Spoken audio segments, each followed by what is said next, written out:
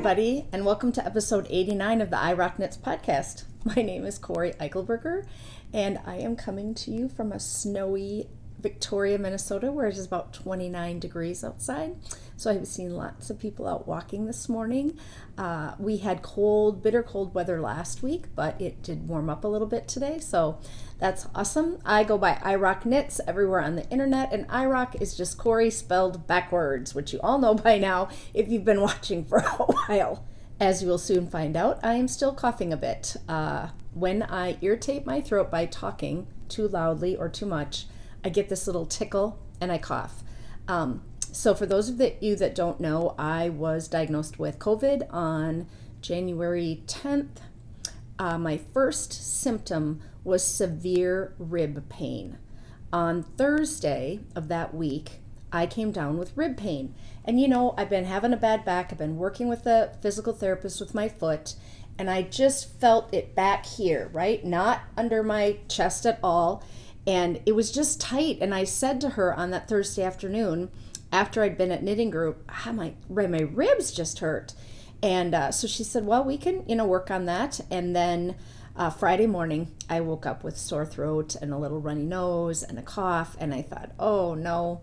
And my parents had been here. If you'll remember, at the beginning of the month, my mom had her 3-year back fusion checkup with her surgeon. And so I had taken them to the clinic. And then on Wednesday, I had gone to the clinic to get to talk to my pain doctor about my back. And then Thursday, I went to knitting. And I also went to another clinic. So I'd been in a clinic 3 times that week. Fully masked. I am vaccinated and boosted, but I just felt like I should probably get myself checked out. What if I was contagious around my parents, or what if they were contagious around me? So I went I called around and couldn't get a scheduled test for like 10 days. But I called my clinic and she said, if you have symptoms, you can come into urgent care. They'll do a test right there for you. So I went in on that Friday and he did a strep and asked me if I wanted x-rays for pneumonia or bronchitis. And I was like, no, I'm not that sick yet, right? Like, it's presenting like a cold, but I just thought I should know. And then on Monday, it came back positive. And by Monday, I knew I had COVID. Saturday, I got progressively worse. I think the reason that I'm sharing is because I didn't know that rib pain could be an early symptom. And now that I know that, and we've done some research, my ribs got progressively worse and worse. And by Sunday afternoon, I could not turn my body 2 inches without yelping in pain. It was like a vice, but it was not in the front, and it didn't feel like it was my chest. My eyes and my nose ran like a faucet. Like, I looked like I was crying, and I just held tissues underneath. I couldn't keep on top of it. The symptoms were cold-like, head cold-like, stuffy nose, cough, but the cough never got super significant, and I never ran a fever that I felt like I should take my temperature. I may have had a low-grade fever, but I just think that those things are important for everyone to know, right? That if you have a sore rib, that maybe the next day or that day you should stay home and just see if you get any other symptoms. So this is how we found out. I was talking to my daughter maybe on Monday or Tuesday, and she's like, you're still having rib pain, Mom. Have you Googled it? And I was like, no. So I did. And the first thing that comes up is a story about how Ellen DeGeneres thought she broke her ribs, and she went to the emergency room because she just had such significant rib pain, and she tested positive for COVID. So she had put it out in the world that, hey, she was pretty much asymptomatic except for the ribs. And then the next article down was a study that they were doing about rib pain as it relates to COVID patients. And so I felt like, wow, if I would have known that, I would not have gone to knitting on Thursday, and I wouldn't have gone to the physical therapist. I would have just hunkered down to see what was going on. But there were only 4 of us at knitting. I did call them. None of them got sick. My physical therapist did not get it, and so I felt better about that. I know it's highly contagious, but my husband didn't get it. And I literally, slept with him the 2 nights before I got anything, and that's when you're supposed to be most contagious. He did move upstairs on Friday, right? Like when I got up in the morning, he's like, I'm moving upstairs. He works from our bonus room upstairs, and so he was fine going up there. There's a bathroom and bedroom up there. Ours is on the main floor, and he just said, I'm staying out of the bathroom and the family room, and you stay out of the rest of the house. I was pretty sick. I mean, just pretty miserable for a good 6 days with all those cold symptoms. It felt like yucky flu. I wouldn't wish what I had on anyone, and I guess someone could call it mild. I never felt like I needed to go into the ER or the hospital. There was never a point at which I didn't feel like I could breathe. Like I said, the cough wasn't that bad, but I have some lingering side effects. So I have this little cough, this little tickle, and I'm dizzy. And that didn't start until I got toward the end. I stayed home for 2 weeks. I was, really conscientious about making sure that I quarantined for 10 days. But I did stay home and kind of continue that quarantine. All my symptoms were relieved by that point. But when I lay down or stand up or get up from the bed, or I bend over, the room just whirls. So Googled again, and yes, you can have dizziness for 2 to 2.5 weeks after this. It usually goes away. I may go in and get my crystals in my ears checked to see if they're off, and that's what's causing it. My right ear was plugged the entire time I was sick. I didn't have an earache, but there was so much congestion that I just felt like I was holding it like this, like I just couldn't hear out of that ear as well. And I kept saying to Ross, I just want my ear to pop, I just want my ear to pop.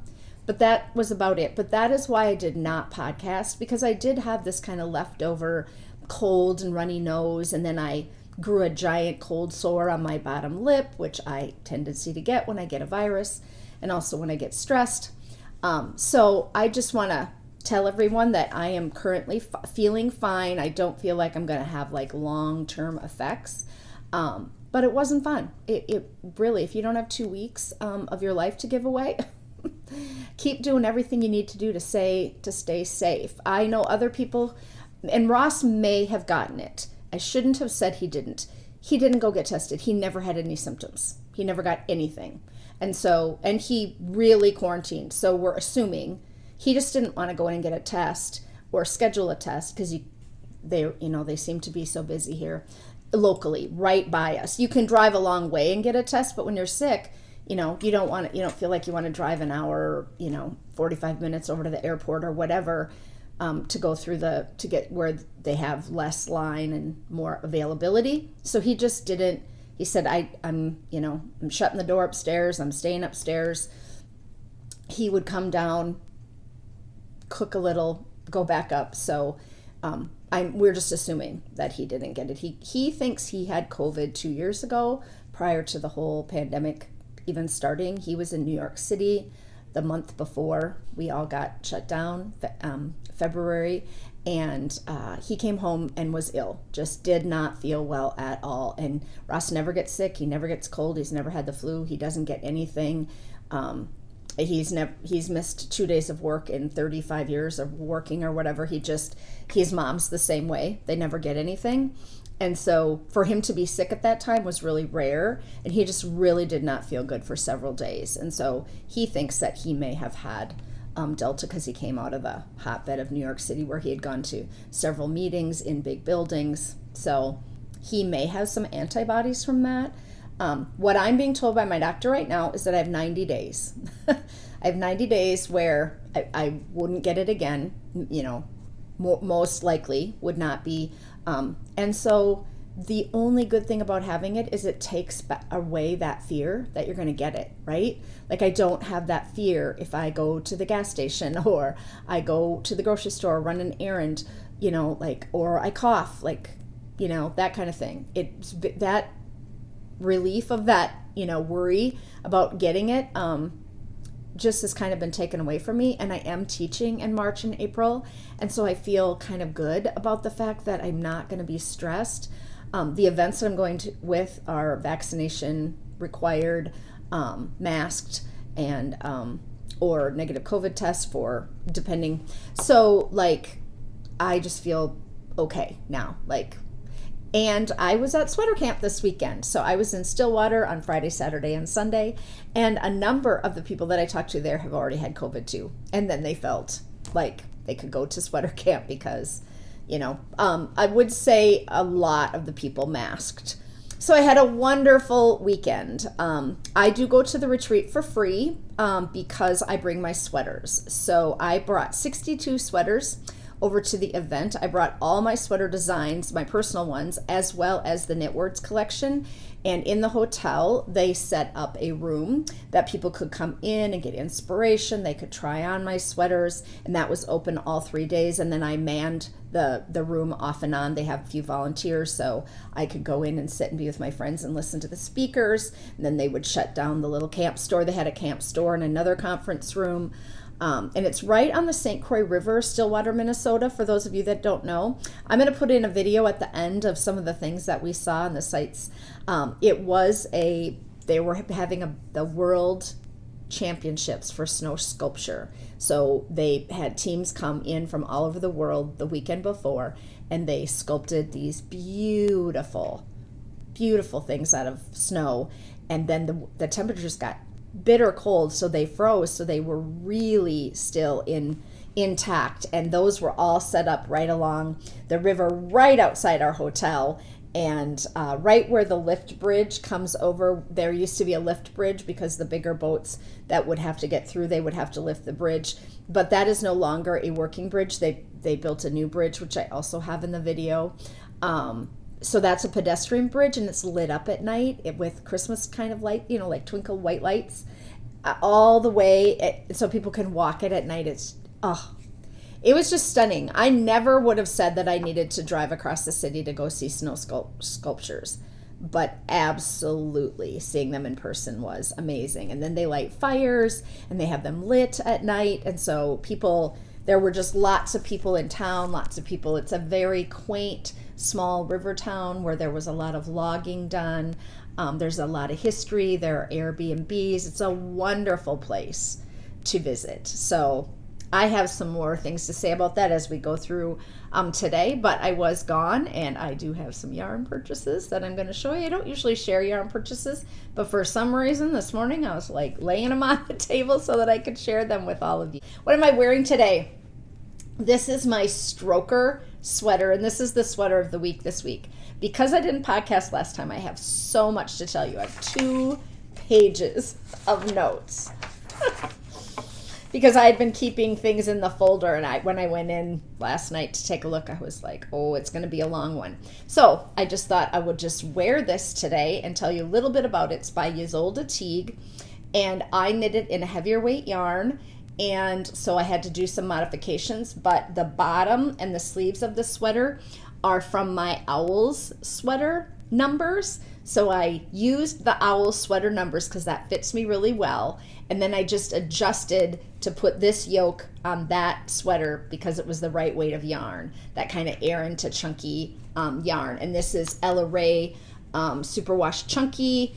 And I'm sure I have the colorways on my project page.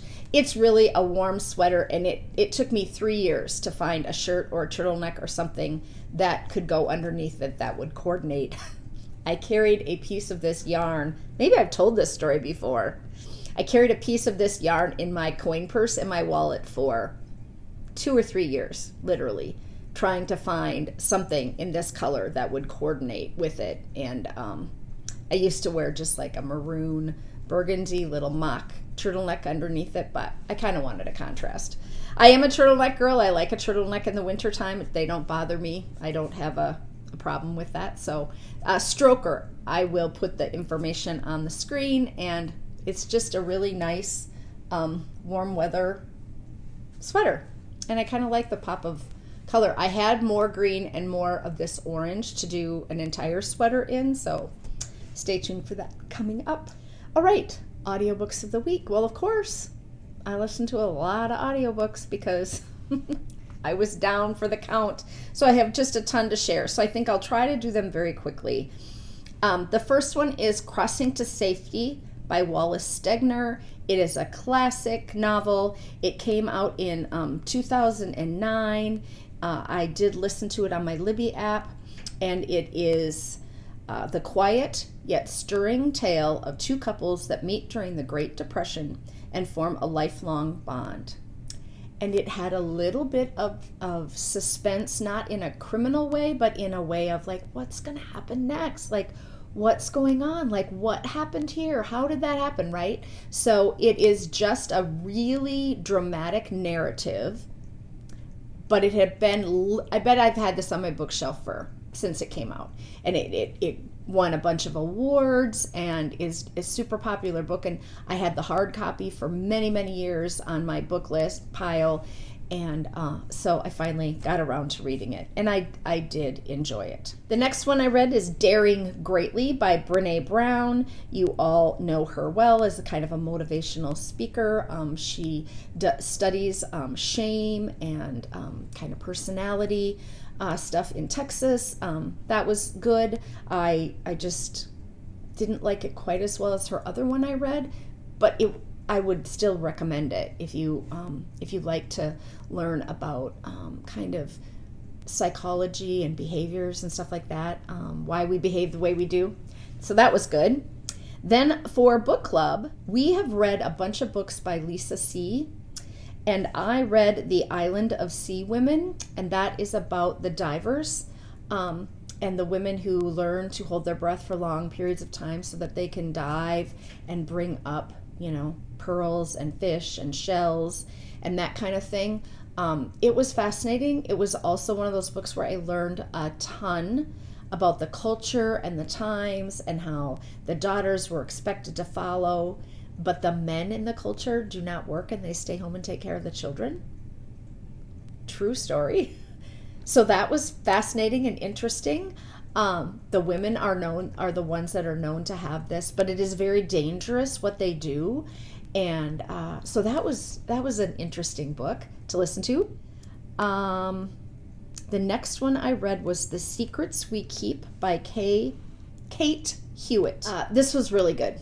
This was just a fast listen. Like I listened to it in, I don't even know if it was 2 days. When Tessa arrives at the little house by the lake with her 2 children, it is an escape. The rental house may be a bit small, but it's theirs for the summer, a place to hide. However, their isolation is disrupted by the family from the big house next door. 3 children and their glamorous mother, Rebecca, who seems determined to invite Tessa into their lives. This gets a little dark, it gets a little scary, it gets intense. You don't know what's going to happen, what has happened in the lives of both of these women, and the tragedy that occurs. And you don't really see it coming. I mean, you know something's going to happen, but you don't really see it coming. It was sad that people could be so swayed by other people and, like in that respect, but their relationship is really interesting. I did really like it.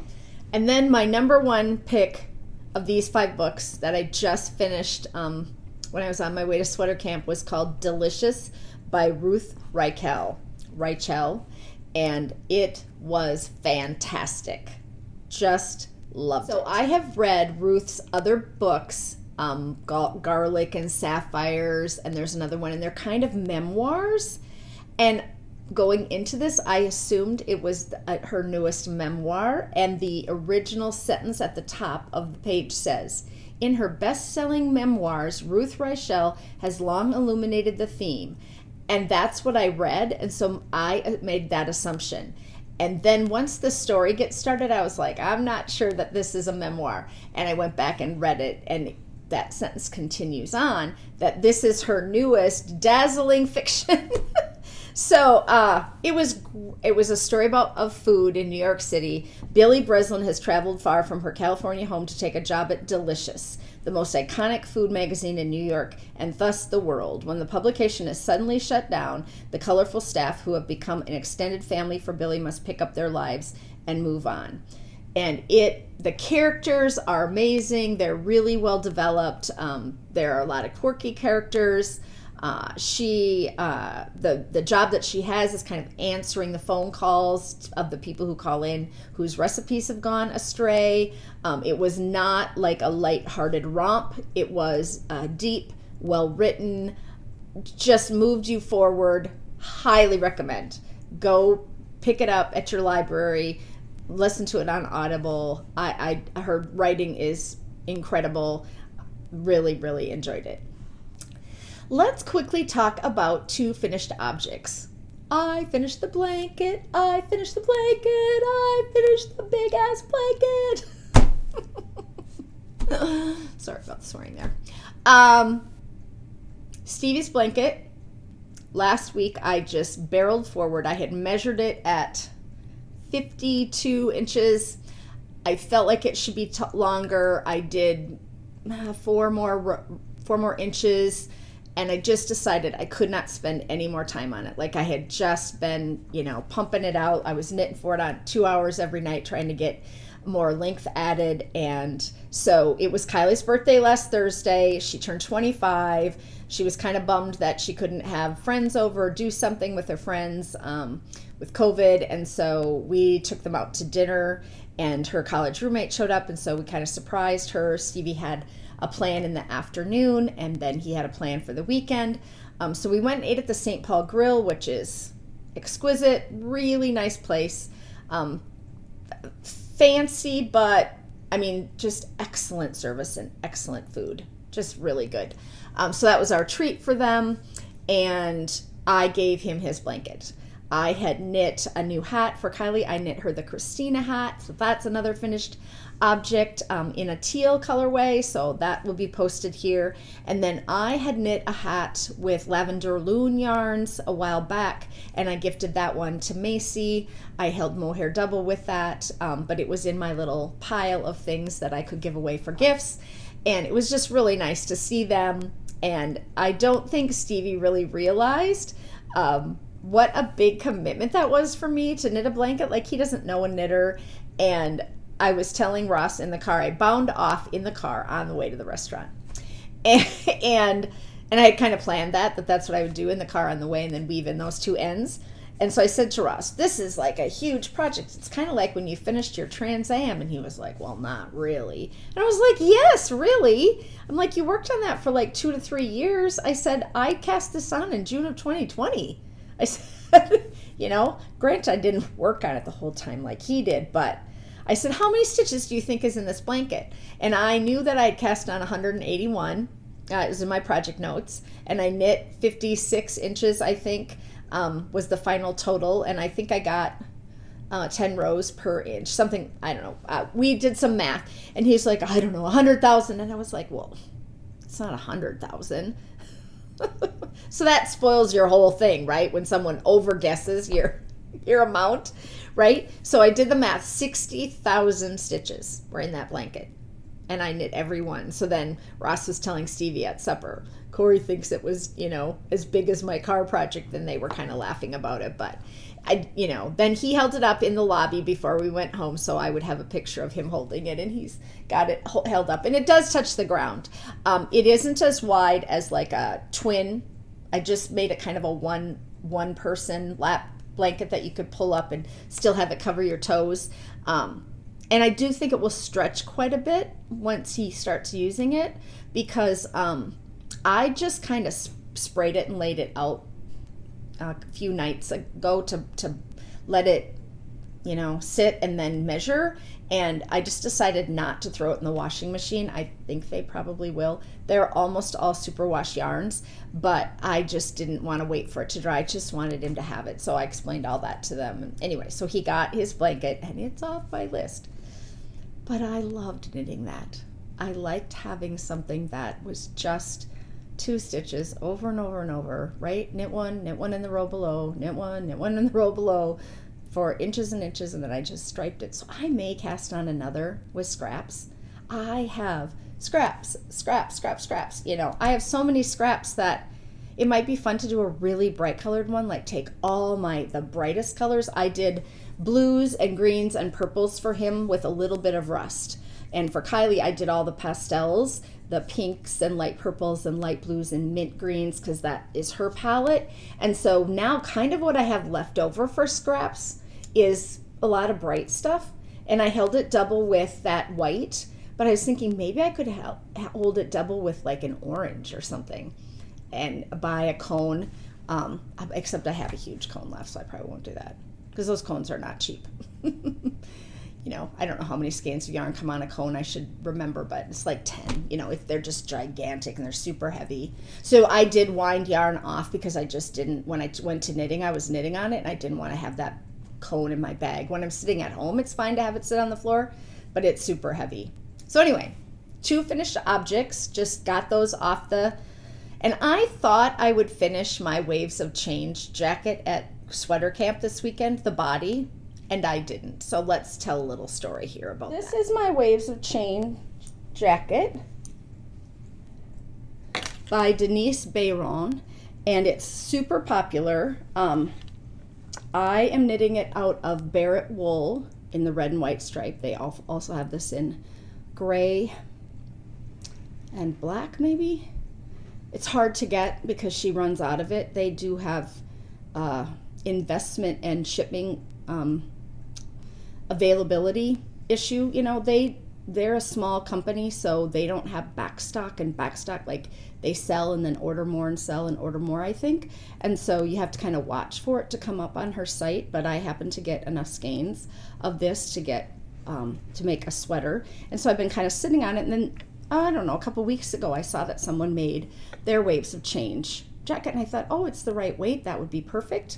So it's a top-down raglan, and I just started here, and you just do ribbing, and then you do your raglan increases, and every 10 rows you do a purl row on the right side. So it's super simple, and I did my raglan, and I divided for my sleeves before I left for camp, because then all I was going to have to do is knit back and forth the entire time we're at camp. But I tried it on before I left, and I didn't feel like my gauge swatch grew very much, and I thought, I was just worried. In the back of my head, I was like, I should have done a few more increases on that raglan to make my bust size a little bigger. I am not big through here, but currently I'm carrying some weight in my chest and my belly, and so I don't want it to pull, right? I want it to fit me right now, and then if it was loose at some point in time, that would be great. But I just thought, nope, you know, stick with it, and it did come together in the front, and I thought even if it's a little if there's a little gap, I could do an extra row on the band right down the front, because you could make that band just a little bit wider. So I decided to stick with it. And then I got over to sweater camp, and there's a woman sitting, her back at the table next to me is knitting the same sweater in the same yarn, but she's doing the pullover. And so we were talking, and I said, I was and then another knitter came over and was talking with us, and she said she really disliked her jacket because there were no short rows, and the front of her jacket hung down so far, and the back was up. And that's, why you put short rows at the back neck is because we all go like this from our shoulders down. But you can do short rows in the middle. I've talked about this before. I have a podcast back in the day where I talked about short rows. So now this gal that's knitting it, she says, well, there are short rows in the pullover. And I said, there are? And she said, yeah, right at the beginning. Well, then I was frustrated because I thought, I don't know, I can't remember which sweater came out first, but I was wondering, did she add them because there was a fit issue? I don't know, but I know how to put short rows in, and I should have put them in right away when I was knitting on it. So then, you have this, you're second guessing, because now you have 2 people who are giving you new information that you didn't have before. And so I said to Matt, I can't decide if I should rip it back or not. And I'm an inch below here. I'm about an inch below. And I said, what the heck? I'll rip it back. I'll add the raglan increases. I'll do a couple more raglan increases, and then I'll put short rows in, because you can put short rows in, anywhere on the back to make the back hang down. And so I did that. I ripped back. I added 4 increases, or an extra round, just to give me almost an inch. And then I did short rows. And then I joined in the round, and I started knitting. You can't do that. You cannot add short rows in the back, in the middle, right? Are you all seeing it? Are you all like, well, of course you can't, Corey. Duh, what's going to happen to those purl bumps if you do that? Because they're not going to line up, because I put all the short rows across the back to the side seam. They're not going to line up under the armpit. But I was in the company of knitters, right? Like, I wasn't at home. I wasn't in a calm thinking space. I was interrupted often. I had been to the sweater room and back, and, you know, we'd gone to, like, I probably would have dawned on me had I been at home. You know, you can't put short rows there. It's just not going to work. So I had to rip it all out again. I was like, well, I'm just going to have to block it so that the back is long enough, which you can do, right? You can wet your stretch your back further than your front. Like, there are other fixes, but at the time I was like, I still had that inkling in the back that I wanted it to be a little bigger in the bust. And so I ripped it back again. And then we had a big cheer when I finally got to the point where I had gotten back to where I had started when I got to the retreat 2 days before. So this part's going pretty fast. I mean, it's a pretty large needle. I think I'm on a 6 millimeter, right? So, like, it goes pretty quickly, but my entire weekend was spent knitting and ripping and knitting and ripping, and now I'm knitting again. So I just thought I would share that because it was lesson learned for me, and I probably would next time put short rows at the back neck right when you start, so that you can put this original start the line down just a little bit further in the back, and it wouldn't have been as visible. But having a bigger row in the middle of the back between those purl bumps was going to be so noticeable. Someone missed me while I was gone. He was very close to Mama last night, all night. Yeah, you need to lay down, okay? So, on the last podcast that I posted, I was talking about trying to take some time for myself and to just not be quite so driven with my business. And so this was going to be my January knit, right? Like, I was just going to bang out a sweater. I should be able to do this in a couple of weeks. Had I finished that blanket and cut it off at 50 inches, this would have probably been almost done before sweater camp, but I didn't. And so the blanket got, added to, and yeah, it is what it is. I'll get it done in the next couple of days. But I do have some design work that I need to start getting, and I'll show this again when it's done, but I just thought it was interesting to know. And I will spend some time now that I'm home going out and looking at some project pages and see if other people also felt that the jacket hung funny or did not, or whatever. Just so that I kind of know. Let's do the recipe of the week. I have a great little picture here. I saw this woman. Yeah, I'll just hold it up. I saw this woman making Knoephla soup on Instagram, and her user ID is Supper Club Regular. And she had a video, and she was making these little potato dumplings, or dough dumplings. And I was reminded of a soup that I had growing up that my dad's sister would make. And it was, my dad pronounced it Knoephla or Knoephla, and that it was German. This one is, I think she references it as Russian, and it's not spelt the same way. But I went out to look to see if I could find the recipe because I'd like to make it sometime. And I did, from Taste of Home. And it is 20 minutes of prep time and 40 minutes to cook. And it's super simple, but this is her little, the Taste of Home description. When I was growing up, my mom would make this traditional German soup, which is what my dad is. It tasted so good on chilly fall days. Knoephla soup is still warm and comforting meal for my family, and it came out of North Dakota. This woman is in North Dakota, and my dad grew up in northern South Dakota on the farm and was German, and there was a heavy concentration of German immigrants that settled in that part, that farmed that part. So I thought, this is probably pretty close. I sent it to my dad, and he said it's not the one that he thinks. Well, of course not, right? His sister, who has now passed, dad's 87, probably not the same recipe, but pretty close. So I do plan to make that. It's butter, potatoes, onion, milk, water, chicken or vegetable bouillon, and then the Knoephla is made with flour, egg, milk, salt. Just super simple. You make a little dough and you just pinch them off and throw them in boiling water, and they poof right up. And so it would be something really comforting. I'm sure you could put a ton of vegetables in it.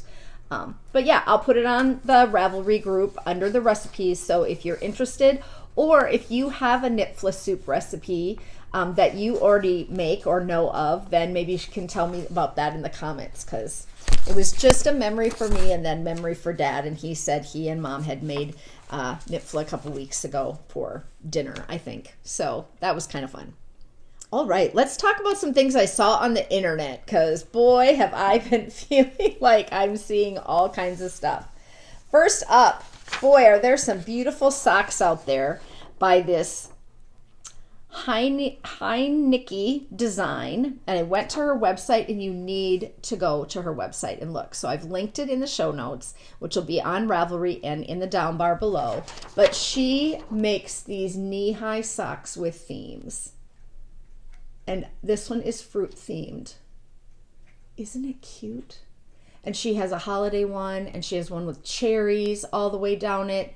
And you could certainly make it, you know, shorter sock, but I did have to translate at the top of her website. I think it's Finnish, and you just have to click English, so you get the website in English. But she has a ton of patterns. She also sells some jewelry and some project bags. The stockings, because I wouldn't call these socks, but they're tall socks, whatever, are just incredible. I mean, they're just gorgeous. So I wanted to share that with everybody because I was really impressed. And then I saw this mason jar crochet hook holder, and I thought, well, that's the coolest thing I've seen.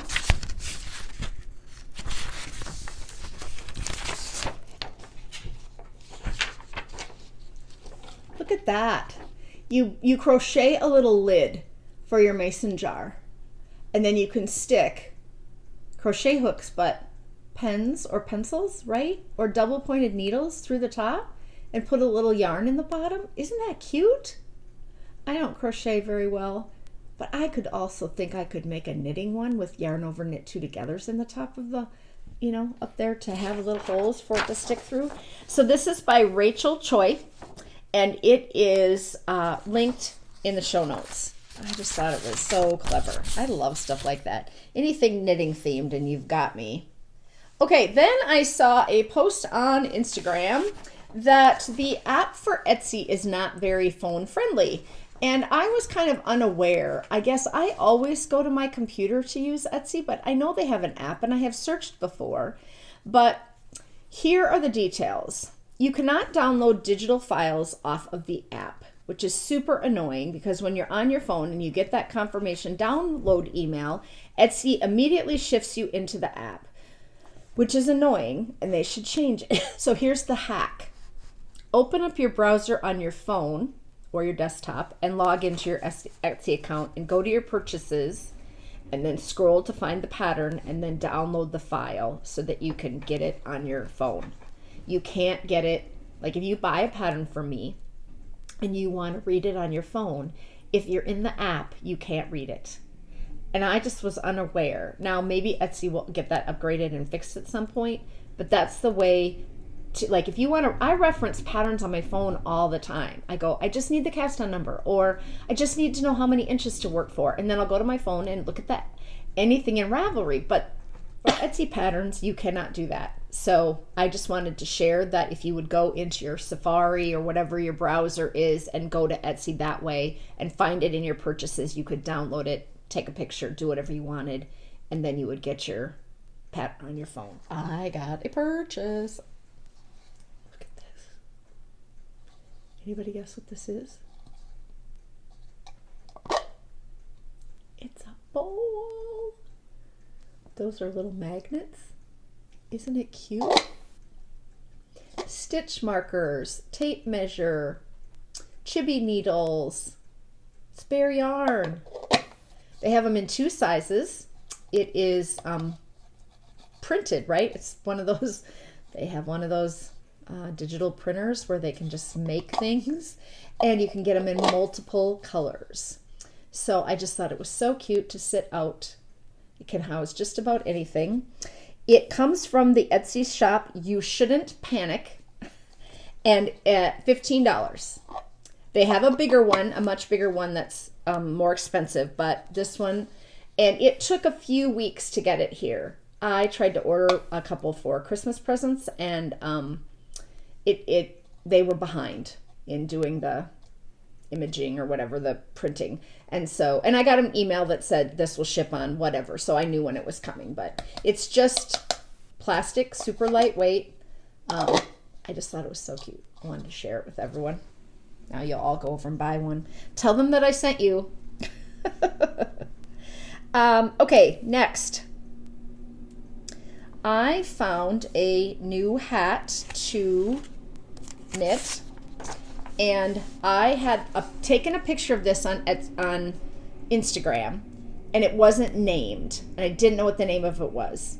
And so I was going to put out an email or to my friends and say, does anybody know what this hat is named? And then later on, someone else knit it, and that it had the name of it, and it's called the 1898 hat, and it is by Christine Burns, and it is a free pattern on the Seamen's Church Institute, and it is this beanie hat with ear flaps that are like double here. This part is, and the reason that I was so interested in it is because I thought it would make a great running hat for my husband, and it's just like a double thickness and the ear flaps, and she won a contest with the Seamen's Church Institute and in order to make this. And she wrote a little thing on the website, and I didn't know what the Seamen's Church Institute was. I'd never heard of this. So I printed you all a little informational paragraph. Volunteers of the Seamen's Church Institute have knitted, collected, packed, and distributed gifts to mariners who are miles away from home during the holidays. Today, for seafarers calling on the Port, Newark, and Elizabeth in New Jersey, the gift consists of 2 hand-knitted garments, a Christmas card, information on SCI services for mariners, along with toiletries like hand lotion, lip balm, and toothbrushes, and individually packaged candy or snacks. The items for the seafarers' gifts are housed in an individual hand-sewn ditty bag, and they are delivered to the ships by SCI Seamen's Church Institute chaplains from the Monday before Thanksgiving through Epiphany on January 6th. Mariners working on inland rivers receive a box for each boat containing handmade Christmas cards and a knit for each mariner. So it's like a church outreach ministry kind of thing, but they give them hand knit stuff. And then she won a contest, and this hat is a hat you can make and donate. I thought that was just great, right? Like, being away from home at the holidays has got to be the worst. And then I really think I'm so sympathetic to my drivers, my delivery, Amazon, FedEx, UPS, the Postal Service. When those guys come to the door, I made banana bread right after I started feeling well with chocolate chips in it. And I made 2 loaves, and I ate 3 or 4 pieces, and my husband ate 1, and I still had a loaf and a half left that I did not need to eat. So I cut it up, I wrapped it in little bags, and I wrote on the outside of the bags with a marker, banana bread, and I hung it in a clear plastic bag on my front door, and I just said, and I put a little sign on my front door that said, free, take 1, banana bread with chocolate chips, fresh, but now frozen because it's so cold outside. So it would keep for, and I thought it was kind of stupid at the time, but within a couple of days, it was all gone. And there weren't that many pieces, right? But it was all taken out of this clear plastic bag that was hanging on my doorknob because they work in crappy conditions, right? So the other day I'm on the computer and I'm knitting away, and I see the FedEx guy, I think, bringing a deed. My husband bought a car for my daughter. Anyway, and he was delivering something, and he rang the doorbell. And I was like, oh, and I was in the kitchen, and I was in my pajamas maybe still, and I was like, I don't want to go at the door, but maybe we have to sign for it. So I was like, well, whatever.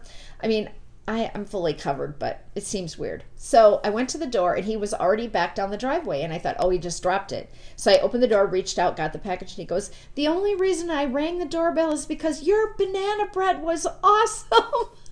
Thank you so much. And I was like, oh my gosh, that was really nice of you. So then I felt really good that I had because at Christmas time I put Christmas cookies out there in little Ziploc baggies, and I wrote on the outside Christmas cookies, and they were all gone too. So can you imagine being a seaman, working in the cold and the wet and getting warm hand knit stuff, and as well as baked goods and little packages from these chaplains who go from boat to boat? I don't know.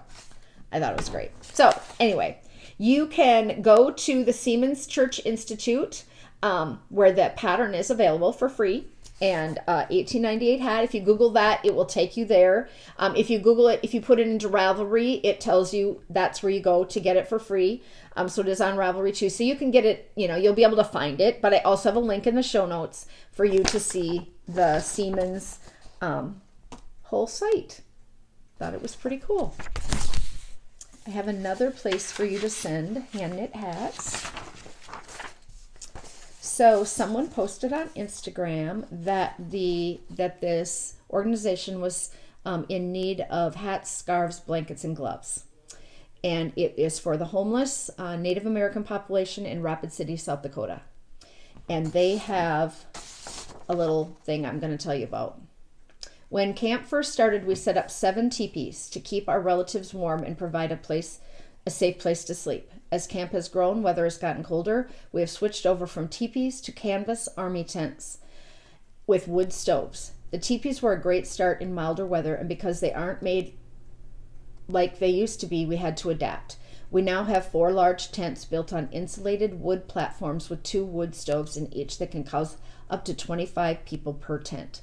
We have 2 women's tents and 2 men's tents that also allow the relatives to have their own space, cot, sleep bag, blankets, and now we are looking to provide each with a tote to store their belongings under their cots. It's been an awesome experience to learn from incredibly resourceful people on how to set these tests up, how to maintain them, and how to work smarter, not harder. A huge shout out to the NDN Collective for providing the support to build this infrastructure.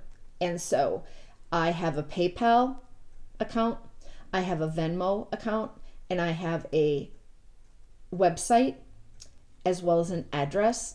If you have hats in your house or mittens or gloves or blankets and you want to ship to Rapid City, we have Native American people who are homeless, and they're now calling them unhoused, right? Because that is a gentler way to tell someone, because everyone should have a home, right? And their homelands were taken by all of us at one point in time, depending on how you feel about that. But I feel pretty strongly growing up in Sioux Falls, South Dakota. So if you have something that you're shipping to Rapid City, South Dakota, and if you just want to give them $5 via PayPal, and the name of the Creek Patrol, it's the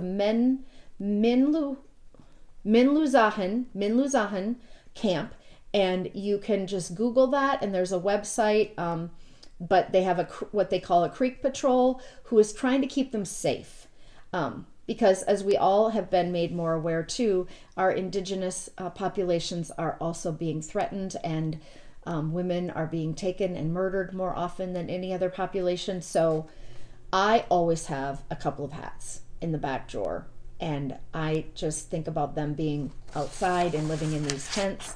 So I will put the address up on the screen and you can pause and copy it down. But if you have that kind of stuff and you don't know where to gift it, I mean, there are always places that will take it.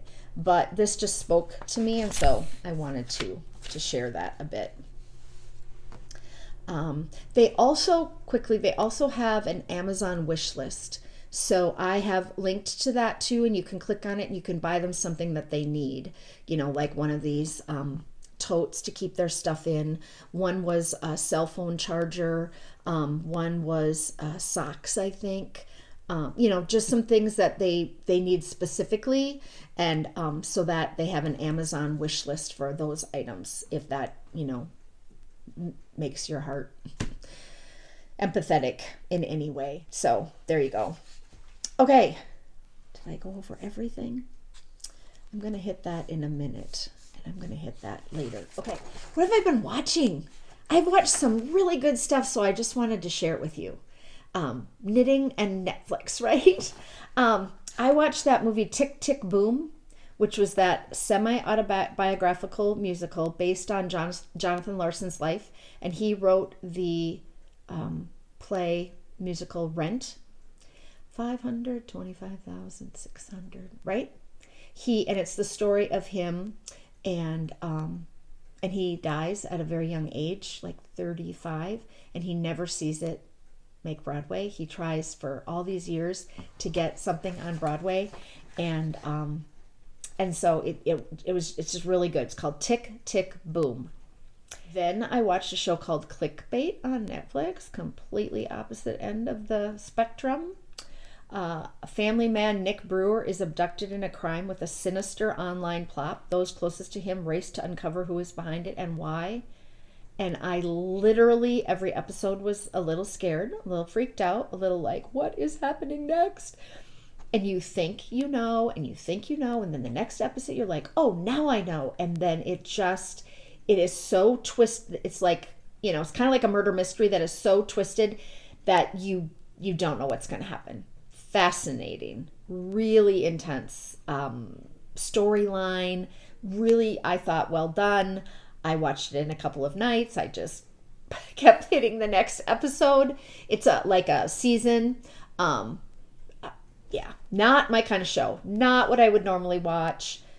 There wasn't a lot of blood and guts. There wasn't a lot of it was okay for me. Like, if I'm nervous the whole time, I don't like shows. Like, if I'm always on the edge of my seat. But this was just intriguing.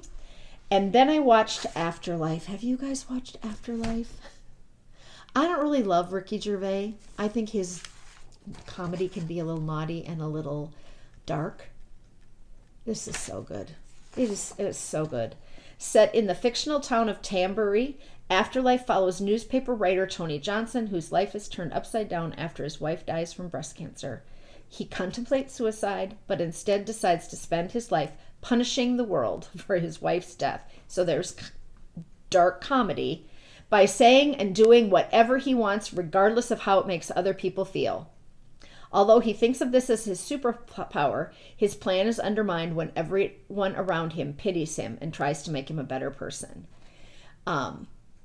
It is sad because she died, but he loved her with his whole heart and soul. His life. He could work at this crappy small town newspaper reporter job, just reporting on stupid little stories in this town that people wanted to get their name in the paper, because he could go home to her every night. And they have videos of her that he sits and watches on his computer, and he gets drunk and he gets sad, and he goes to her graveside and he meets this older woman who's sitting with her husband who has passed, and they kind of form a friendship. And so it's touching and it's quirky. I hated the psychiatrist scenes, just putting that out there. The psychiatrist is inappropriate and rude and does not do mental health services a good name, but it is that kind of show where they're making him into being a real ignoramus and a chauvinist, but I really disliked that. But he does go to try to see, and so does he. The editor of the newspaper is his wife's brother, and so they both are grieving. And there are 4 seasons, and apparently, like, in the first 2 seasons, no one watched it, and now it has blown up. Like, people found it, and people are really engaged with it, and because of his relationship, it's kind of what you think you want all marriages to be. He just, and she left him some videos to watch, and it's touching, and he's so mean. And you have to laugh because he's so naughty and so mean for a while. It gets better because he's so angry. He's grieving, and it was just a really good watch for me. I told my parents to start watching it, and they are really enjoying it too, except for the psychiatrist. They don't like him either. And then I watched too many seasons of Selling Sunset. Anybody else watching that? When you're sick and you're just laying there and you don't really care what's on. But I shouldn't have continued watching. I did, because it's kind of like a bad train wreck where you can't look away, like you want to see what happens to these people next. reality television series created for Netflix. This series revolves around the Oppenheim Group, a high-end real estate brokerage firm in Los Angeles, and follows a group of young female agents as they navigate their personal and professional lives. So they're selling million-dollar homes in LA, and they are inappropriate. Their friendships are crazy. But it's reality TV and it's not scripted. It's like real life. And there's a soap opera star who becomes a realtor, and she's married to, what is his name? Justin, the guy on This Is Us, the handsome actor guy. In real life, she's married to him, and they met on the soap operas. And I was just kind of fascinated by the wealth and the craziness of, it's kind of, I guess it's kind of like Housewives, which I've never watched, where you're in it because they're so crazy and they do stupid things. And then you're like, is this real? Or is this really the way they behave? And of course they always make one person out to be the really bad person. And this Christina is over the top. Anyway, so I watched all the seasons of Selling Sunset. Those are hours that I did some knitting, but I can never get them back. So I would recommend it. Watch the first one, see if you think it's terrible. It is terrible. They have a fancy office and they all drive fancy cars, and they're trying to sell $6 million homes and whatever. They go to parties and all that kind of stuff. But I was laying in the chair, so I watched it. Okay, I have a coupon code. One of the first coupon codes that I've probably given away. I got a new suitcase for Christmas, and I posted it on Instagram. It didn't come until 3 weeks later. There was a problem with shipping, and they thought it had shipped and gotten lost in transit. And Kiley purchased it and had told Ross that he needed to get it for me. It was on my list, but it was really expensive, so it probably was, I shouldn't probably have gotten it. But because of the kerfuffle with the suitcase, she sent Kiley a mug because she thought Kiley purchased the suitcase for herself. And this is I'll have a picture, but this is the motif on the suitcase. And so she put it on a mug for Kiley. And knitswag is the website, and she sells cups, sweatshirts, pillows, phone cases, wall clocks, suitcase, journals, personalized everything, just all with knitting themes on them. She takes product, like she gets in cups and then she puts knitting theme stuff on it. Super fun website. She also has an Etsy store, knitswag, and you can get 15% off through the middle of November, the 13th, using the coupon code IROCKKNITS. IROCKKNITS, capital letters. I don't know if it has to be capital, probably not. But so I got the suitcase, and then Kiley was like, you should just have this, Mom. And I said, you're right. We don't drink coffee. She doesn't either. So I'm going to plant a little plant in this. She's my only child, fertility baby. I thought it'll be cute. I'll put a little plant in it. And she has so much cute stuff, you guys. I can't even tell you. She has tennis shoes, I think, sneakers. And the suitcase is like a clear plastic cover, if you can't see in the picture. And then she put the like plastic film, I don't know, the motif underneath it. And shipping was a lot. And so it made the whole thing a pretty expensive gift. But I carried my books in it this weekend. I took books to camp to sell. And then I had some postcards because I had coupon codes for everybody. I put it on there and I wheeled it everywhere I went. And it was super fun to have it. People really, really liked it. And it was a splurge. But if you have, some Christmas money or someone wants to buy you a really nice gift, I just highly recommend you go over and take a look at her stuff, because her journal, she has paper journals, and not all of it's expensive. Like, stuff is super reasonable. It's just that the suitcase that I saw, and they have it in raspberry too. Don't you think I need it in another color? I got it in orange, but I'm just kidding. So anyway, you can go over to knitswag. But how I found her website is because she is a person that's researching number knitting. And she has a blog, and I somehow got onto her blog because she posted about this blanket on her blog. And these are mitered squares. Can you believe it? Those are all, am I showing it close enough? All little mitered squares. And it's a technique that she found in a book. Oh, I didn't write the year down. A really old book that's no longer available, where a woman was frustrated by not being able to make a design she wanted. And so she figured out a way to do this, what she calls number knitting. And that book is available. She was granted access to take pictures of every page of the book and make a PDF. So you can get the book if you're interested in learning how to do this number knitting. But Kelly has researched it and done a bunch of information on it, and she has blog posts on this number knitting, and it's fascinating. It's not my cup of tea to research old patterns. I mean, I know Roxanne Richardson on YouTube, she's doing a pattern each from the 1900, 10s, 20s, 30s, 40s, 50s, all the way up, whatever.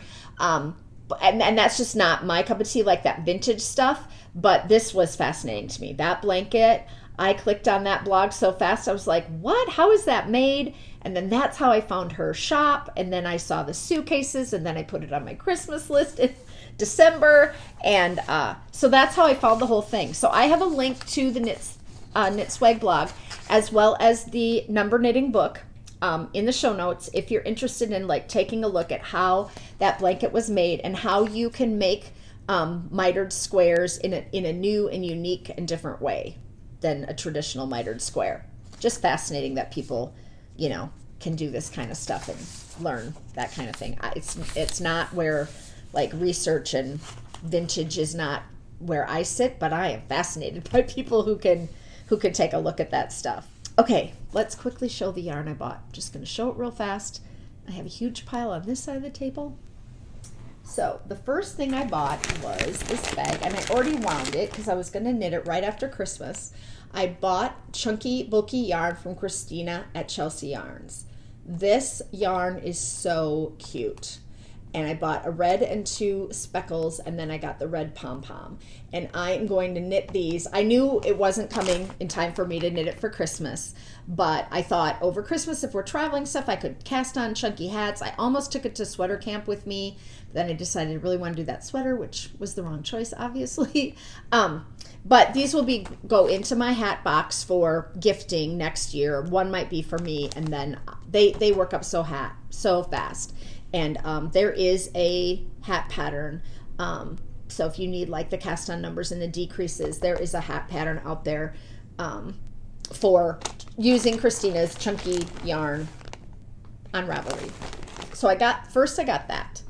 And then she had a singles, never, no more left.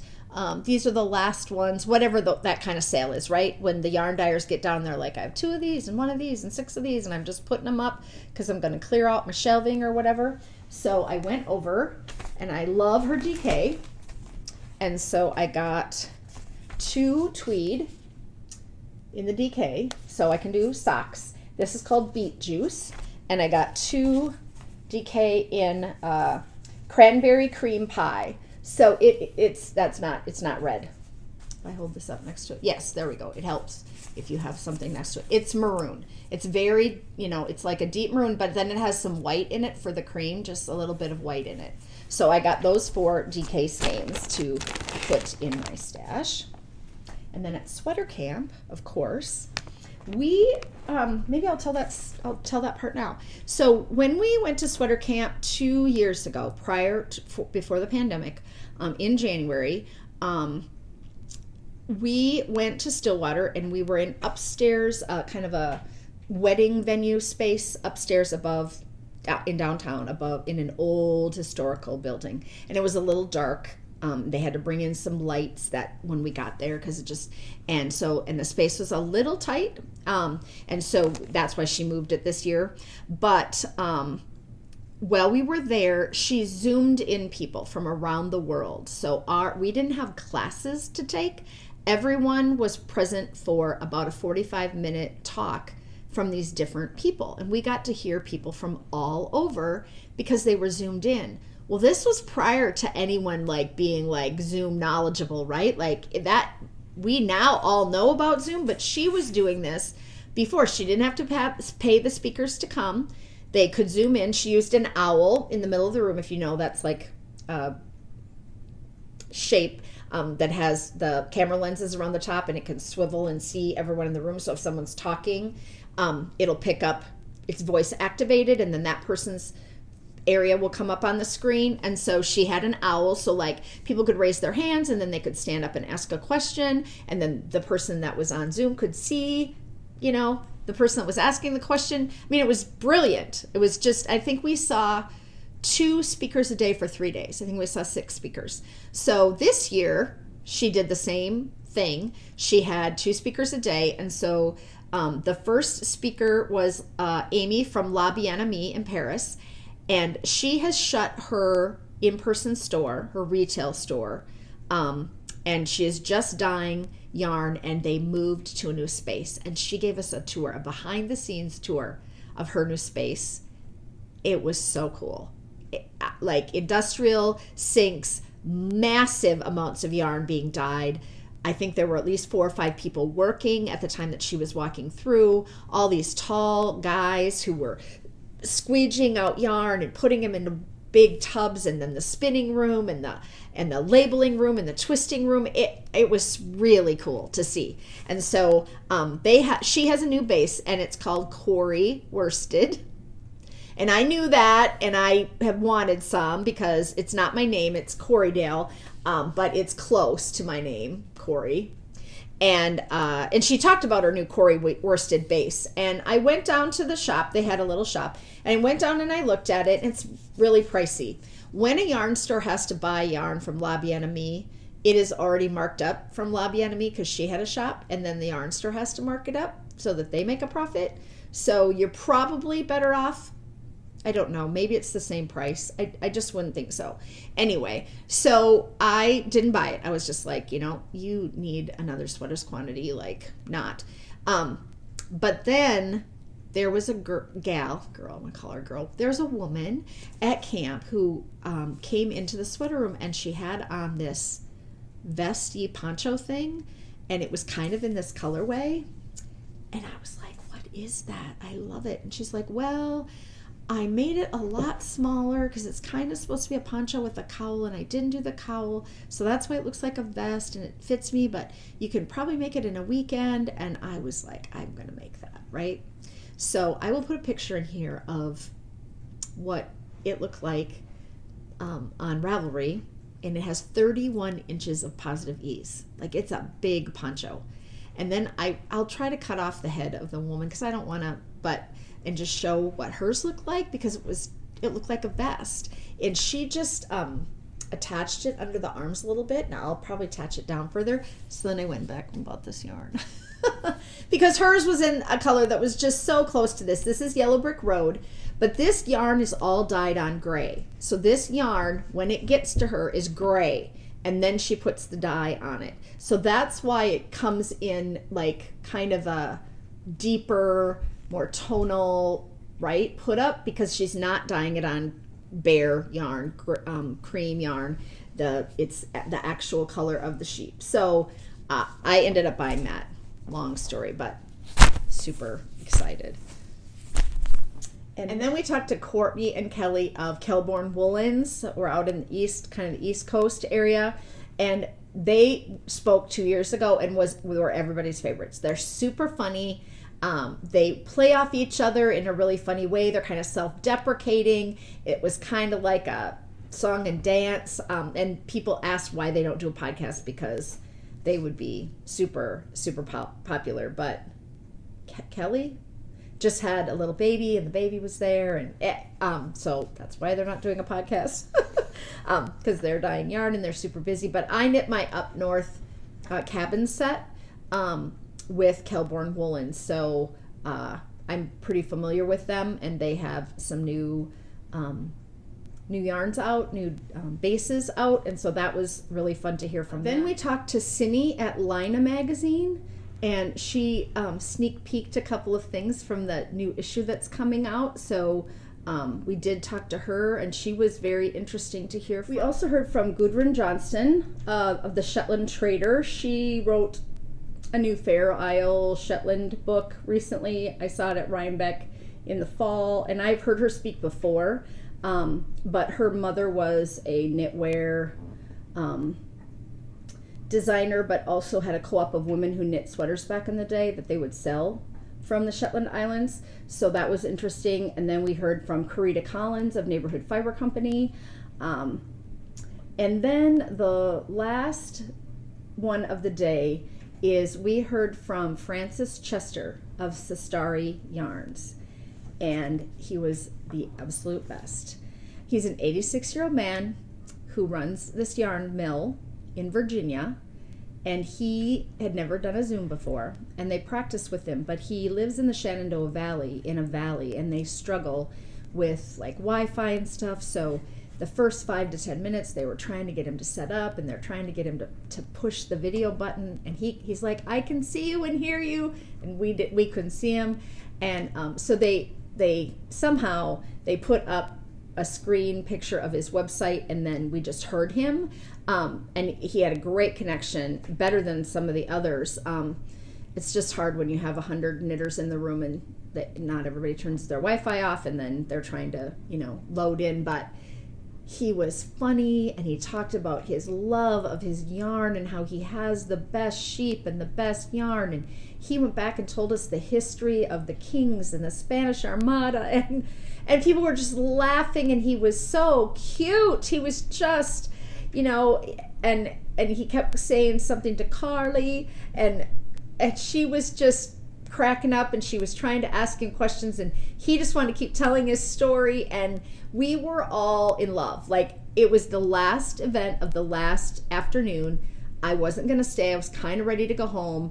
I was kind of tired out, and and it's a drive back home for me, so people were thinking about leaving. And when his talk got over, and he's written a book about leaving the Bronx, something about getting out of the Bronx or something, and his wife who he met and his love of his life, they've been married 55 years. I mean, the story was just made it, right? And you just want to go, and people literally, I bet 20 knitters, as soon as he signed off, got up and they ran down the hallway, because every time a speaker was on at camp, they would bring in like a thing of their yarn and feature it in this camp store. So like the La Bien Aimee yarn, they had brought in boxes of La Bien Aimee, and then they had it out. So the Neighborhood Fiber Company, they had it front and center. So the Cestari yarn was going to be front and center, and people had been seeing it all weekend. Like, the rest of the yarns are kind of there, they're just around the outside, but people are like, I need a skein of Francis's yarn. And then Matt's like, I want a skein, and I'm like, well, then let's go. And so we ran down the hall after all these people, and I'm like, if it's not there, we'll just go online and buy it. And Matt's like, yeah. He also sells lanolin, and they had brought the lanolin jars in, and people were just grabbing the books and it was so fun because you felt like you were supporting him. I posted a picture. I took a picture of a bunch of people who came back with his yarn, with Carly, and then people at our table and the next table over. We had someone take a picture just so that we could post it to show Francis that we all went and bought his yarn. And so this is what I got. And this is the traditional collection. And this is literally the color of the sheep. He raises merino and rambouillet. Oh, I can't remember. That should be right. So he has black yarn, and then they twist it. So this is fairly rustic. It is 170 yards and 100 grams, and this is light gray and dark gray tweed, and I bought it for $17. I mean, but you think, Corey, that's not really your colorways. But they had this, and they had this, and then it becomes my colorway, right? So I can do color work in a hat or socks, heels, toes, and cuffs, or I can do a cowl in a colorway. I just think it would make a great hat for Ross. It's like sport weight yarn. They had tons of solid colors, but if you want to just support someone who was just so fascinating, and he just loved his yarn so much, and he's so proud of his sheep, and so the story he told us, that Amy told us, when they first opened the shop 12 years ago, 10 years ago, something, he came walking in their door to sell them yarn, and they didn't even know how to buy yarn. Amy said, we were doing fabric and yarn, and we were so new, we didn't really know what we were doing, but we bought his yarn. We bought his yarn. So they carried his yarn for a number of years, and then, as yarn shops do, right, you stop carrying something so you can get something else in. And so she said they didn't have it for a while, but he had kind of kept in touch with Carly a little bit. And so Carly said, why don't we have Francis talk at the retreat? We'll bring some of his yarn in, and he's got this book. And so Amy said, great, call him. So Carly called him, and he said, could I just ask you what I did wrong that you stopped carrying my yarn? And Carly said she just wanted to die. Like, to him, it was a personal thing. Like, he had done something wrong. And so she said, we will have his yarn forever now. And it really is a rustic, not super soft, but 2-ply. It will make great socks and really warm hats. So I was tickled that I got some of Francis's yarn. It just totally, it was the whole weekend. It really was. I don't know if I showed this on the last podcast. I may have, but just quickly, I got this yarn from Leading Men Fiber Arts to make the Nomad hood. And I was going to get it cast on, and I just didn't get it cast on yet. But this was their new month colorway. I bought it in DK weight, and it is called Fireball, and it's just totally Corey color. It's got gold and orange and dark red and green in it, and it's lovely. So it's sitting on the dining room table, so I was just going to share that real quick. Then I was going to show you our goodie bag, because it was amazing. What's this bag? Darn It Any Sweater Camp, and it has like a backpack for sleeves, or you can pull this up and have it be a handle. It is made by Leeds, LEED''S. I'm sure they contracted to have them made for everyone. It's got this big pocket in the front, and it's like a canvas material. It's got a little, it's like rubberized on the back side a little bit, right? So it's kind of waterproof. So we all got that bag, and then inside of it, we got a cup with Darn It Anyway on it, one of those stainless steel cups with the lids. I've already used mine, and so it's in the kitchen. And we got a little sweater camp notebook, which is just awesome. It's got all these little tabs in it, so that was cool. We got a tape measure. We got a gauge measure device from Katrinkles, all in there with that mug. So like super spoiled, right? The retreat is not inexpensive, so you know that you're gonna go and get some stuff, right? Like they're gonna purchase items to give you. But when the Barocco lady spoke, we got a sampler set and a book. So we got one of each of the kinds of yarn that she was talking about, and then a book. But these skeins, if anybody's watching that was at sweater camp, these skeins would make a great Cottywomple cowl or a winter sunset cowl of mine. And so if you are looking for something, these are this is their summer line, so it'll be lightweight. You could make a little kerchief out of it and just stripe, or do color work, because you couldn't really make much out of out of one of these. They're not that big. But it was a really nice gift. Everyone got one, which is incredible. So the goodie bag was was lovely as well. So the big festival was going on, so there were lots of people around, and the event, they provide breakfast and lunch, and then you're on your own for dinner, and there's lots of restaurants up and down the street. But the first night it was, I don't know, -10 or something. And so you had to walk outside, so they told you to bundle up also so that you'd have your snow boots if you wanted to go out and go down and see the snow sculptures, or go down to the tents. They have tents set up where they have the bonfires, and you can get like ice cream cones, and you can make s'mores or something. Like, I didn't go that far down, but I have a video that I'm going to put in of kind of driving through downtown, and then each of the snow sculptures.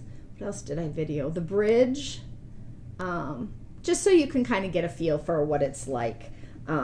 They did have it in a bigger ballroom, so people could be more spread out, and they only had 6 at a table instead of 8, and then people were masking as they wanted. I'm having a knit-along. Do you know I'm having a knit-along? Some of you don't know because there aren't that many participants on Instagram using that hashtag pairs of socks collection. So I've done 3 or 4 drawings now, and all you have to do to participate is just comment on other people's stuff, and then for the final drawing you have to knit 1 sock or the cowl or the hat for the pairs of socks collection, and you have till the end of the month. So you still have a month to make 1 sock or a hat or a cowl. And even if you're a slow knitter and don't have a lot of knitting time, you can probably get that done. So I drew again, because every 2 weeks I draw for prizes. And but I want to announce the winners from January 17th. When I didn't podcast, I still drew and I posted them. I was a few days late, but I posted it on Instagram and I contacted the winners. And they both got a copy of the Knit Words book, and I mailed it out to them. And it was post number 148077 Tab Mom. And on Instagram, it was post number 36 DM Brown. And they both got their copy, and I already sent those out to them. And I list the winners at the beginning of the Ravelry thread for the knit along. Every time I just go in and add the new winners, so you'd get tagged and you would see it if you won.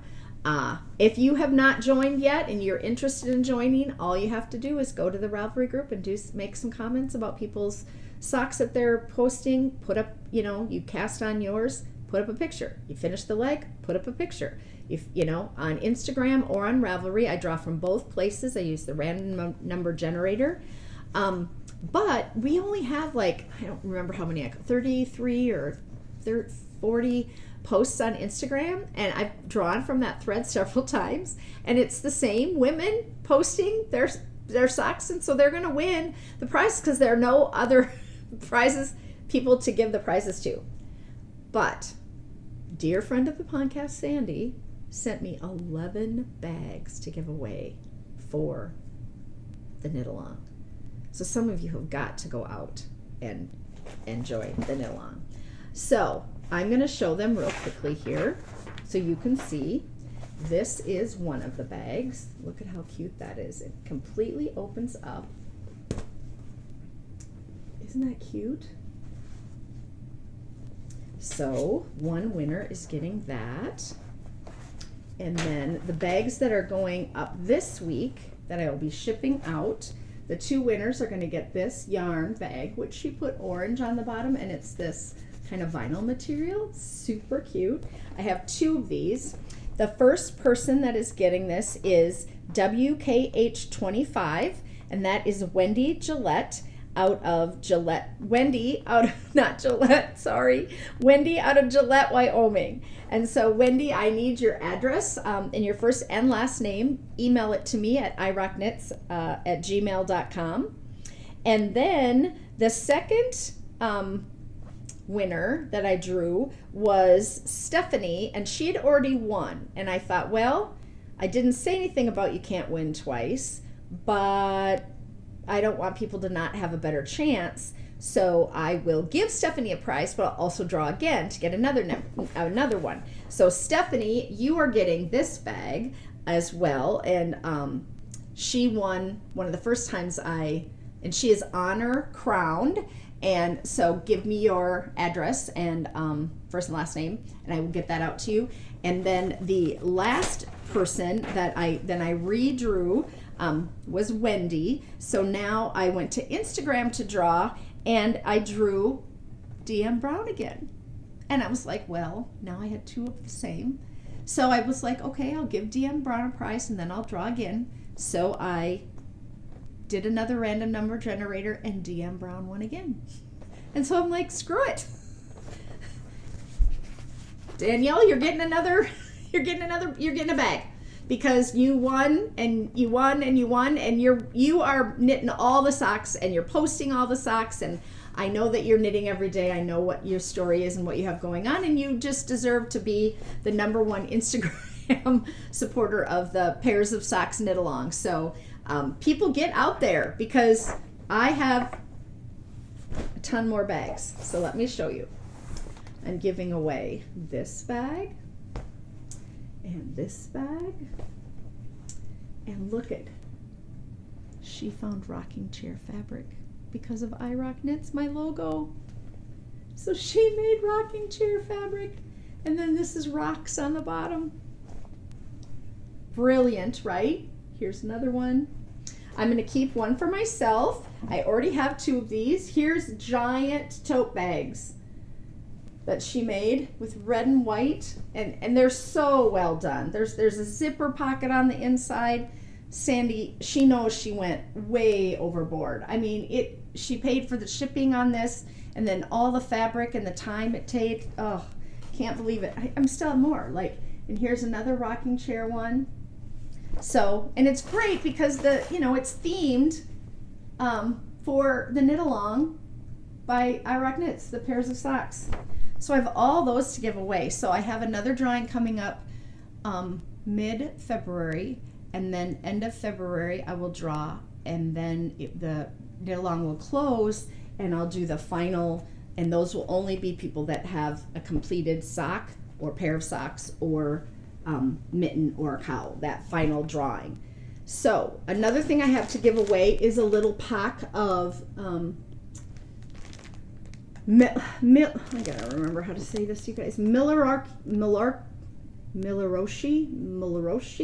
tweed. Anyway, you guys are probably better than I am. This is a little pack of tweed yarns, and it is, I'll tell you a little bit more about it. It comes from Kate Davies Designs. She has a pattern for mittens out of this, I believe, and it is 70% wool, 30% mohair, 109 yards in 25 grams. So you get 100 yards, and so this is 600 yards, so you could certainly make several things with it.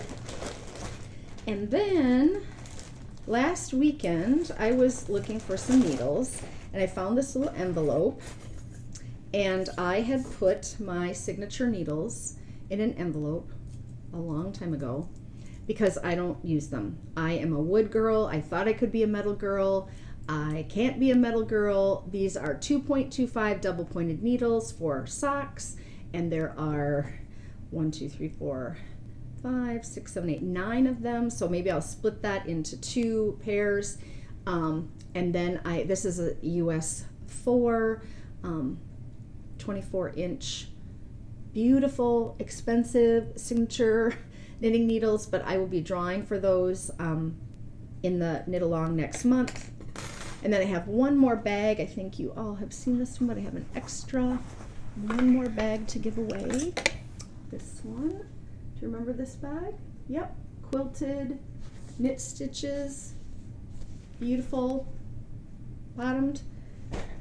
So I just have so many prizes. I have some yarn that isn't on the table right now to give away.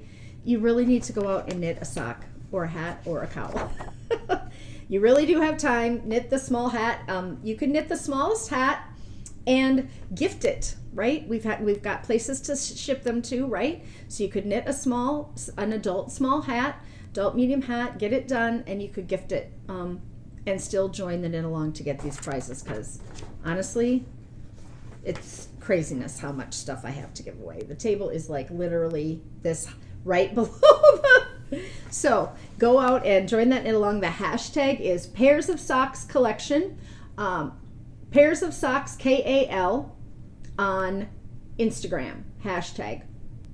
And then you go in the Ravel group. You can post every day. You can post all day. You can comment on other people's posts. You can post your own. If you do not know how to post a picture or a project or something on Ravelry, email me, irockknits@gmail.com, because I have a handout that I teach in my Ravelry class that gives you step-by-step directions on how to post in a Ravelry group. So I have a link to the Ravelry group in the thread. If you go to I Rock Knits group in Ravelry, it's at the top because people are adding to it all the time. But you can post in there as many times a day as you want. And I am not posting in there very much. I'm not adding, because then when I draw, my name might come up. So I'm just loving people's posts so that I don't kind of fool with the algorithm of that. I'm having a pattern sale starting Tuesday, February 1st. And I have all of my sets marked down. So anything that goes together, my Betweenity cowl, hat, and mittens, my Up North cowl, hat, mittens, and socks, my Taco Tuesday hat, cowl, and sweater, my pairs of socks, my Dog Words cowl and hat, my Friendship Road sweater and hat, my Nice Capades sweater and hat, anything that's a set is going on sale. I put the two patterns together and reduced the cost. It is marked down on Ravelry, so you can go over there and get any of the sets for a pretty deep discount. I have a bundle on my Ravelry Designs page, so if you go to Corey Eichelberger, or you can even go to I Rock Knits and just click through, there's a tab at the top that says bundle. I have a bundle set up for what each of the sets are. I have tons of sets. And so I've also discounted them on my website. So if you're not on Ravelry or you prefer to shop on my website, then you can go over there. And if you're a newsletter subscriber, you're getting an extra $1 off that set's price. So a little extra money off, just to provide a little bit of incentive for people to go and maybe get a pattern or two of mine that they would like to knit. And so I just wanted to share that with everybody. I have 11 sets that are available, and they're mostly going to run about $9, some of them at $8 for 2, 3, or 4 patterns in the set. So the Knitting at the Library Part 2, that's the lace sampler. There's a cowl and a hat for that one. The Pump Up the Plaid blanket and the pillow. The Anjou pair set, which is the socks, the hat, and the mittens. Not part of the Pairs of Socks collection, just those 3 separate. And the Churchill Avenue hat and mittens. So any set you can get a pretty significant discount on instead of paying, $13 or $14. So do me a favor and go check that out, will you? Just give me a little love over there on the Ravelry. I'd appreciate it. I have a interesting story, a little Corey story. I've had several throughout today, but I was driving in the car the other day and I was thinking about someone who happens to be part of the LGBTQ community. And I thought to myself, back when I was in high school, I just did not know. I grew up in South Dakota. We were not a major metropolis. We were not always aware of, bigger things going on in the world, or I was just young and ignorant. And I was thinking about my drama teacher, Joel Jorgensen. And I did plays with Joel Jorgensen. I was in the dance troupe with Joel Jorgensen. We would go around and perform. I've talked about that a little bit, and I was like, I went back and visited an English teacher when I was in college because I just loved writing, and it was all because of her. And she was the teacher instructor for a little literary magazine at my school that my senior year I was an editor of. And so I had gone back, Joyce Elaine Lauer, and said, how much but I never went back and talked to Joel, and I really never knew what happened to him. And he was probably a young man when he was teaching us, but you know how when you're young, everyone seems old. And so I was like, what? I should just Google. I wonder, I had heard through my parents that my gymnastics coach had passed away, and then that Joel had passed away at some point. They would see it in the newspaper or whatever. So I went and Googled it, and this was on January 26th that I Googled Joel's name, and an obit came up from January 26th of 2011, and it was the day that Joel had died. That meant 10 years ago, 11 years ago. And I was just struck by how serendipitous that was, because Joel was definitely a gay man living in a community that was not aware, and he was a little flamboyant, a little effeminate. He loved kids and he loved working with us, and he was such a motivator and such a kind human being. He like took people under his wings and would have them be, you know, like on the stage crew or helping with stuff. And I always wanted to please him. You know, I wanted to do things that would make him proud. He was just like just a great man. And right after I graduated, I was really good friends. There were 6 of us that were kind of in this group that had danced together, guys and girls, and that we had been in drama stuff together. And he took us out to dinner at a really nice restaurant. And he let us all have an alcoholic beverage. And we were not of age at the time. I think, though, that the drinking age was 19 at the time in Minnesota and South Dakota. You know, then, you know, those things fluctuate. But it would have been, but we had graduated, and he sat us down at this table, and he told us who he was. And I didn't get it, right? Like, it didn't matter. It didn't matter who he was. Like, I just loved him. And I thought it was so strange that I had this thought about someone that led me to Joel, that let me do his obituary. And so I was just going to show you his picture, because he was just a really, really neat guy, and really knew his stuff. And this is from his obituary. It was with profound sadness that we announced the passing of our dear friend. Joel was a fixture in the Castro district where he lived for 16 years, and that was in San Francisco, which makes me so happy that he went to where his people were, where he probably was accepted. I hope he was accepted. He often referred to the Castro as his downtown, where he loved visiting with shopkeepers, hanging out with old friends, and welcoming opportunities to make new ones over a cup of coffee. Throughout his life, Joel fulfilled many roles: teacher, caregiver, counselor, designer, director, confidant, salesman, and volunteer. To those who knew him, Joel was unabashedly irreverent, delightfully depraved, and generous to a fault. A native of South Dakota, he taught English speech and theater at Lincoln Senior High in Sioux Falls for more than 10 years. And before embarking on his teaching career, Joel was an intake technician for the U.S. Army at what was then called the Mental Hygiene Clinic at Fort Ord, California. He also served honorably in Vietnam. Like most of us, Joel's life took some unexpected detours, and he endured his share of disappointment, but his spirit and life persevered.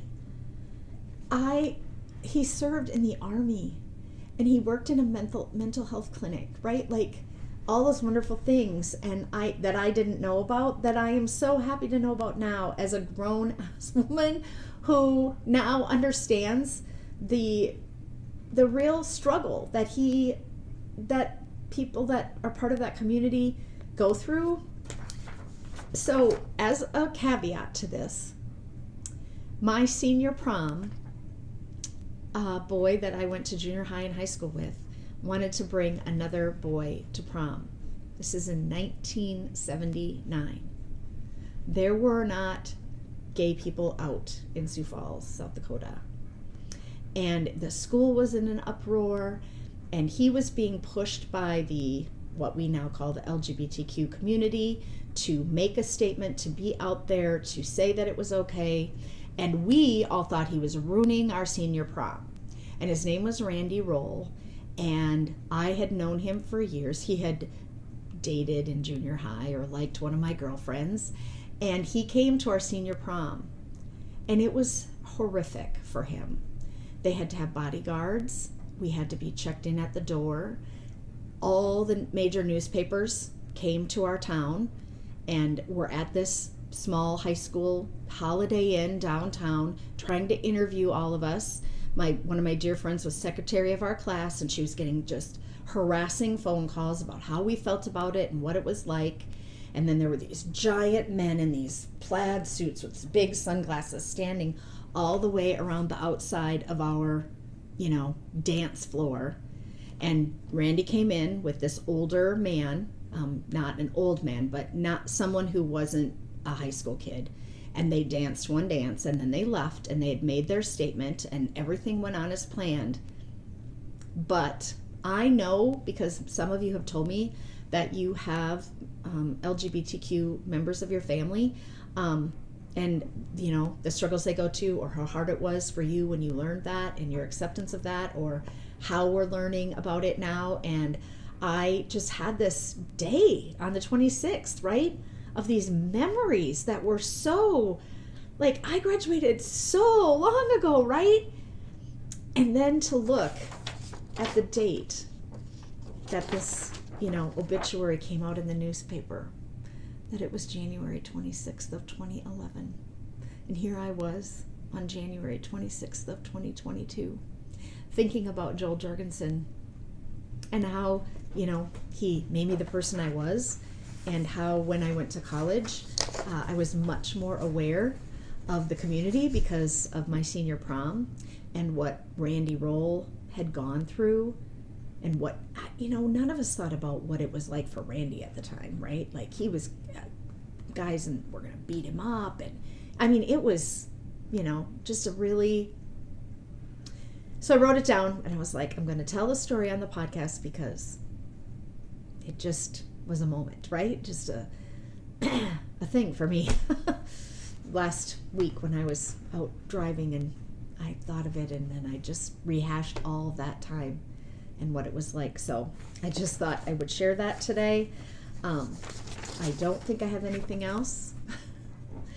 I will edit this down, but it's going to be a long one, and you guys don't care. I know you don't care, but I don't like to carry stuff over and keep things for weeks at a time, because then they just get shuffled to the bottom of the pile. So Cody is ready to go outside in the snow. He would like to go out a little bit today. Until next time, keep it colorful, keep your fork. Don't complain with your mouth full. Waddle on. No green bananas. I'm going to put a video in at the end here for you to watch or not watch. It's up to you. Buy the gravy. Kind of funny. We walked by the Waddle On sign in Stillwater this weekend. The little Charlie Brown character holding the plate of chocolates that I tried to duck under and my big rear end got stuck. Remember that story? That's why I say I had to squat down and waddle like a duck to try to get under there, and I yelled to Matt, push me. And that night we were walking back from dinner, and there was that parking lot with that guy in it, and we all laughed. Everyone's like, there it is, Corey. So have a little laugh on me. I'll see you in 2 weeks. Go join the knit along and talk to you soon. Love you all. Come in for your hug. Keep in touch in the comments if you like. I read them all. I will respond to some if I have time. Other than that, I'm going to get started on a couple new design ideas that I have for the spring, and we'll see you in 2 weeks. Water straight in. Let me stay.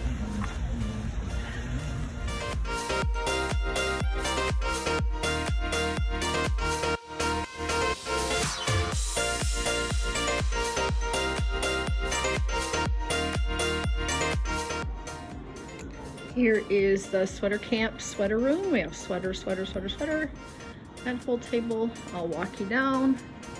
So here is the A through, I think A through I table.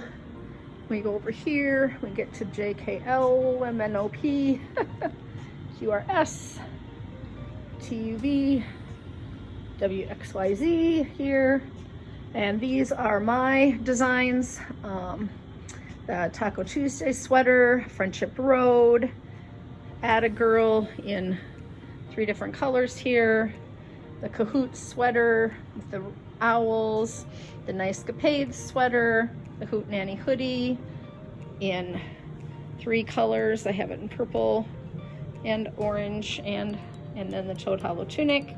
And then my Knit Words collection, which is all over here, all of the Knit Words stuff, and waving hello to all of you.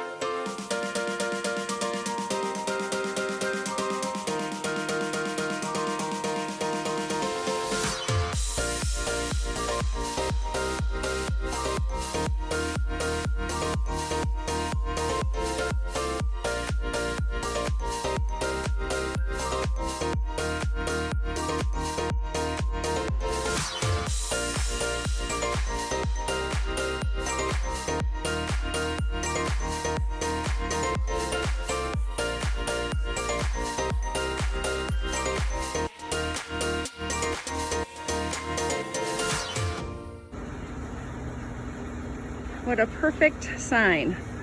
Here, only in Minnesota. Hashtag snow sculptures and the lift bridge on a sunny day. Fun.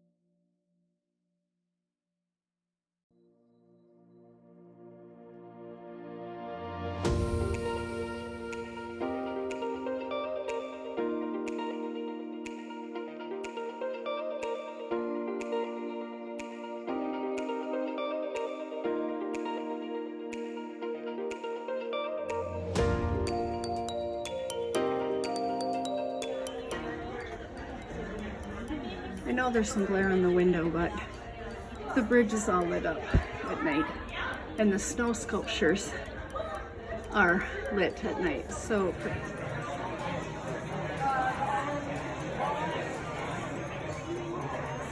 Hi, this is our table, you guys. We're missing all of you. Hey. It is a question that we get a lot, and you know,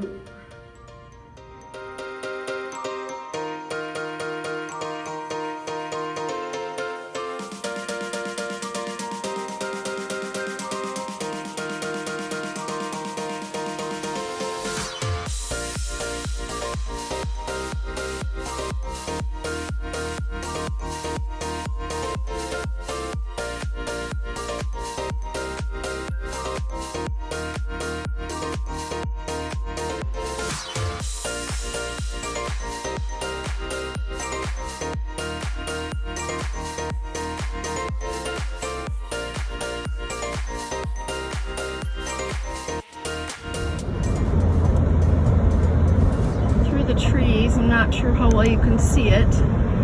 There is the new bridge that can take you